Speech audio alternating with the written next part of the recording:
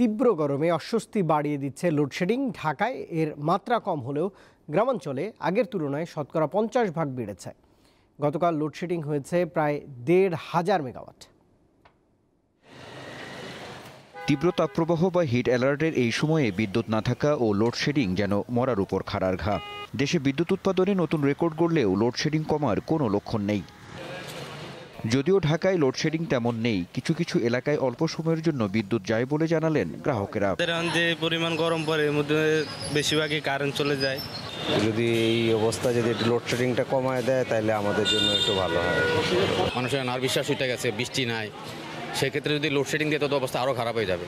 রাজধানী ঢাকা ও অন্যান্য বড় শহরে লোডশেডিং এড়াতে গিয়ে গ্রামাঞ্চলে লোডশেডিংয়ের পরিমাণ বেড়েছে, যা আগের তুলনায় প্রায় 50%।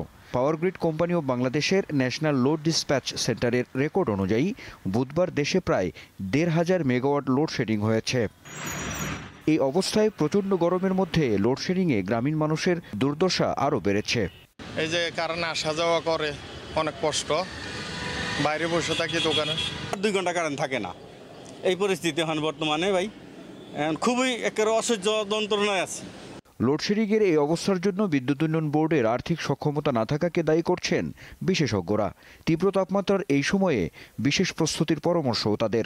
এত ডিমান্ড মিট করার জন্য পাওয়ার ডেভেলপমেন্ট বোর্ডের সেই সক্ষমতা নাই, ক্যাপাসিটি বলবো না, আমি বলবো আর্থিক সক্ষমতা নাই। যথেষ্ট কয়লার যোগান রাখে, যথেষ্ট গ্যাস সাপ্লাই যেন ঠিক মতো আসে, সেটার যদি ব্যবস্থা করে রাখে, তাহলে আমি মনে করি যে এই লোডশেডিংটা, এই তীব্র গরমে যেখানে লোকের কষ্ট হয়, তখন লোডশেডিংটা কম রাখতে পারবে।